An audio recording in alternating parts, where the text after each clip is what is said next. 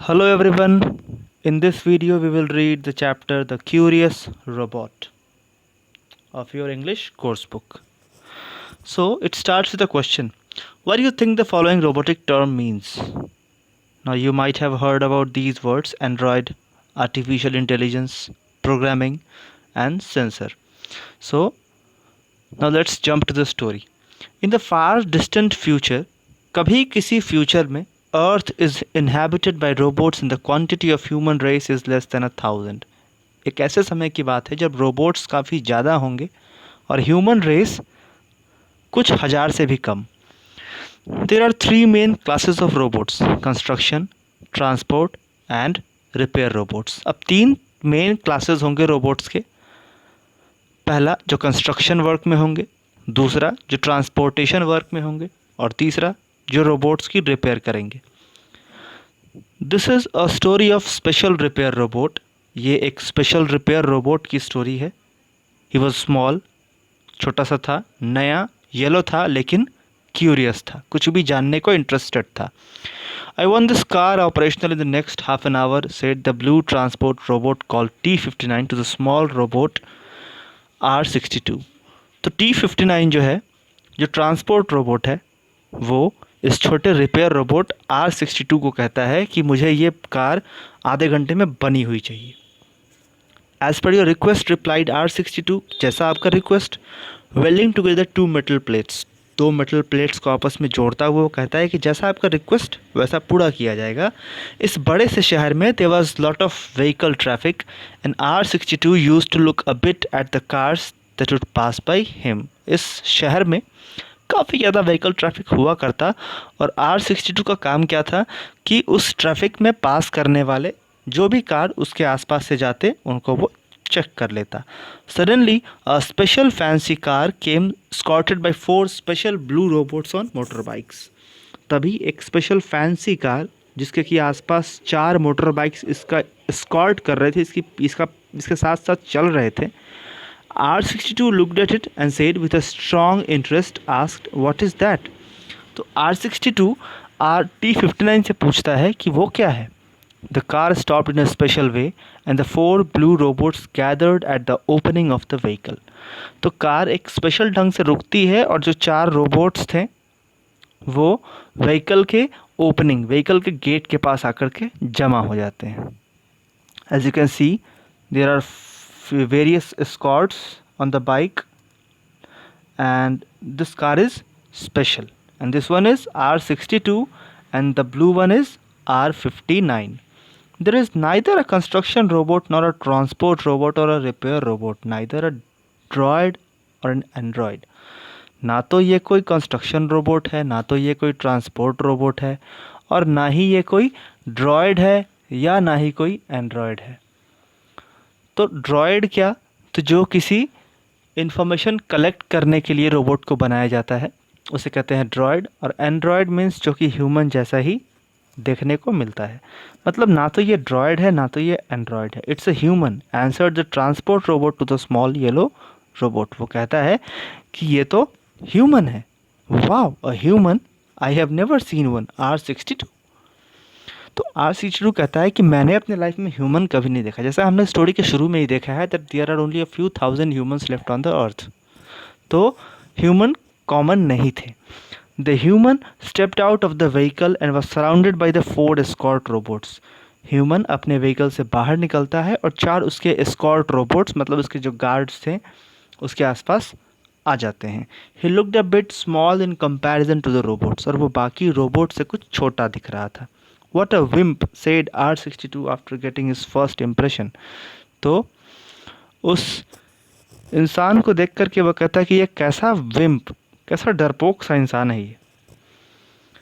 Don't underestimate the humans, they are superior to us robots, they are able to perform any action when they want to, even those which robot cannot perform। तो R59 उसे reply देता है कि humans को under estimate मत करो, कम मत समझो, वो हम रोबोट से बेहतर हैं, क्योंकि वो सारे एक्शंस परफॉर्म कर सकते हैं जो कि हम रोबोट्स नहीं कर सकते, such as giving orders to robots, destroying them और कंस्ट्रक्टिंग न्यू वंस। यहाँ तक कि वो हमें बना भी सकते हैं, डिस्ट्रॉय भी कर सकते हैं। They are even able to harm another human being और organise mass destruction which they have been doing a lot in history. यहाँ तक कि वो हमें, ह्यूमन बीइंग को, या फिर किसी भयानक मास डिस्ट्रक्शन को भी अंजाम दे सकते हैं, जैसा कि ये लोग अपने हिस्ट्री में करते आए हैं। Also they do not even have to follow orders if they do not want to. यहाँ तक कि उन्हें अगर ऑर्डर नहीं मानना हो तो कोई उन्हें ज़बरदस्ती मनवा भी नहीं सकता, बिकॉज जस्ट एज रोबोट्स हमें ऑर्डर को मानना ही पड़ता है, we have no other option, but these humans can even disobey the orders. Said the transport robot T-59 quietly to the yellow robot beside him. Beside मतलब बगल में, तो T-59 जो है वो चुपचाप धीरे से येलो रोबोट को ये बातें बता रहा है। What a dangerous thing. I can only repair cars, said R62. वो कहता है कि ये तो बहुत ही डेंजरस चीज़ है, मैं तो बस कार ही रिपेयर कर सकता हूँ। If you try to harm the humans or give orders to them, your circuits will blow up, said T-59. T-59 उसे समझाता है कि अगर तुम इस ह्यूमन को या फिर उनके किसी भी ऑर्डर को नुकसान पहुंचाने की कोशिश करोगे या उन्हें ऑर्डर देने की कोशिश करोगे तो तुम्हारे सारे सर्किट्स, तुम्हारे जितने भी जो पार्ट्स हैं वो सारे डिस्ट्रॉय हो जाएंगे। The human started to walk in the direction of the repair sector. और ह्यूमन कहाँ जाता है? उस सेक्टर में जहाँ पे कार की रिपेयरिंग होनी है। Looks how it walks, it's not fully straight like a robot, said R62। अब R62 कहता है कि इसके चलने का ढंग तो देखो, ये तो बिल्कुल रोबोट जैसा भी नहीं है। The human called for the robot to fall in and all the robots formed lines. The sector IC robot approached the human to answer the routine questions. अब जो 1/C रोबोट है वो आता है ह्यूमन के क्वेश्चंस का answer देने के लिए। The human asked for production statistics and got rapid, accurate answers for the 1/C robot. Then, the human asked if there had been any problems of any kind or accidents in the last 10 years, and he only got rapid answer, no sir, as answers. तो जैसे ही human ने उससे सारे statistics, सारे data मांगे, तो 1/C robot ने तुरंत ही वो सारे डेटाज उसे दे दिए। Let's see what happens next. Meanwhile, T-59 whispered to R62. तभी T-59 R62 को धीरे से कहता है, Actually, humans often have accidents and cannot be repaired when they get broken, and they can make fatal mistakes. Actually बात तो ये है R62 कि जो ह्यूमन होते हैं वो अक्सर गलतियाँ करते हैं, और एक बार गलती कर दें तो इन्हें रिपेयर भी नहीं किया जा सकता, और ये कभी कभी तो भयानक डेडली मिस्टेक्स करते हैं। Their construction breaks after 100 years and they are only operational half of the day. इनके जो कंस्ट्रक्शन होते हैं वो 100 साल के बाद ख़त्म हो जाते हैं, and they are only operational half of the day, और ये केवल दिन के हाफ आवर्स ही काम कर सकते हैं। मीन्स कि एक नॉर्मल ह्यूमन जो है वो मैक्सिमम कितना सर्वाइव कर सकता है? They can survive up to 100 years, और फिर इन्हें हाफ डे मतलब आधा रेस्ट भी चाहिए होता है। Their memory banks are of very low capacity and their machinery has no real physical force and also no radio communication. तो वो कहता है ह्यूमंस के बारे में T-59 R62 को कि इनके जो मेमोरी बैंक्स हैं वो भी काफ़ी लो कैपेसिटी के होते हैं, और इनकी जो मशीनरी होती है उसमें भी कोई ख़ास फिजिकल फोर्स नहीं होता, और ना ही इनके पास रेडियो कम्युनिकेशन होता। They are also not able to perform routine actions for a number of years and need to learn things which take years, and thus they are more than 100 times ineffective in their operations than robots. और वो कहता है कि in humans को एक ही चीज़ सीखने के लिए कई साल लगते हैं, और वो हमारी तरह किसी एक स्पेसिफिक फंक्शन को सीखने के लिए भी नहीं बने होते, इसलिए इन्हें कई साल लग जाते हैं एक ही चीज़ को सीखने में। Then immediately after the question from the human were answered, R62 said loudly, I have some questions for you human. तो R62 कुछ क्वेश्चंस कहता है कि I have some questions for you. The human said, yes, a bit annoyed for not getting the mandatory sir, human कहता है हाँ। तो लेकिन ये जो ह्यूमन था वो थोड़ा सा अनॉयड, थोड़ा सा चिढ़ा हुआ, लेकिन कहता है कि ये मैंडेटरी नहीं होगा, मतलब कि मैं तुम्हारे सारे क्वेश्चंस का आंसर दूँ ही। Every robot is constructed, programmed and exists for a specific basic purpose. For which purpose do you exist, asked R62। अब जो ये R62 है वो पूछता है ह्यूमन से कि हर एक रोबोट कंस्ट्रक्ट किया जाता है, प्रोग्राम किया जाता है किसी स्पेशल फंक्शन के लिए। आप किस फंक्शन के लिए बने हो?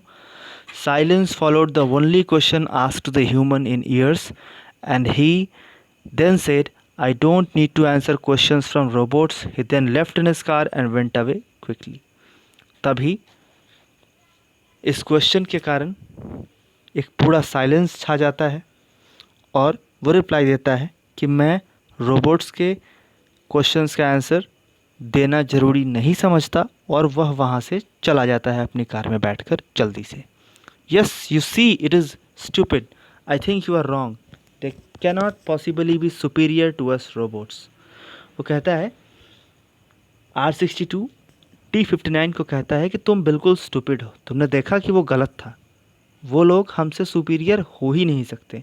I have just proved being the case.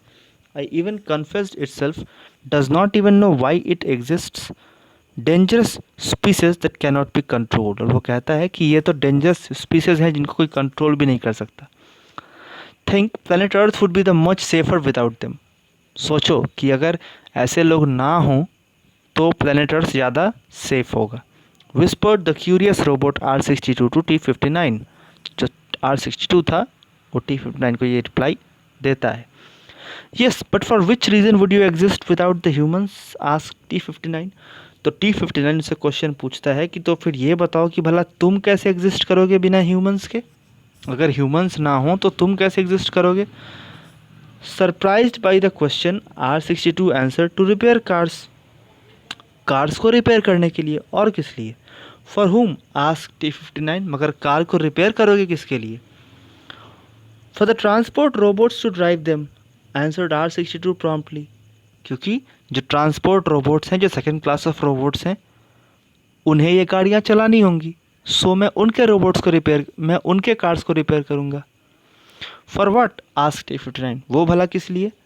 To transport the goods for the buildings, replied R62। For what, asked T59। For the other transport robots to deliver or humans, replied R62 being surprised on what he had arrived at for an answer। तो last में उसको realise हो जाता है that whichever work he is doing is directly or indirectly for the humans, not for the robot। For other the robots exist because of the humans as they created us and humans control us with their orders। ये जो robot हैं वो इसलिए exist करते हैं क्योंकि humans ने हमें बनाया है। And humans control us with their orders. और ये ह्यूमन है जो हमें कंट्रोल करते हैं हमारे ऑर्डर्स में। We exist to support the humans so that they can expand, survive and be more. हम लोग एग्जिस्ट करते हैं क्योंकि हमारा काम है इन ह्यूमंस को सपोर्ट करना, ताकि वो लोग अपने इस एम्पायर को, इस एक्सपीडिशन को और बढ़ा सकें और जीवित रह सकें। And that is why they are superior and we can't perform all the actions like the humans।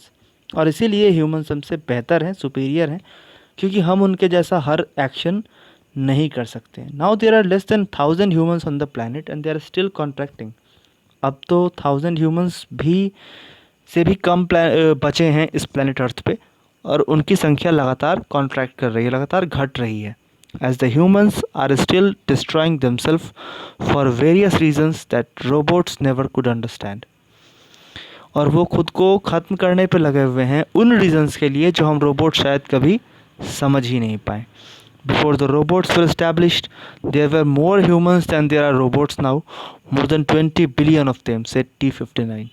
T59 कहता है कि जब रोबोट्स को बनाया गया था तब शायद हमसे भी ज़्यादा, जितने हम आज हैं, 20 बिलियन से भी ज़्यादा ह्यूमंस तब हुआ करते थे, लेकिन आज देर only less than 1000 in number. But that was much better. लेकिन तब तो वो ज़्यादा बेहतर था। Why did they then start to replace themselves with robots?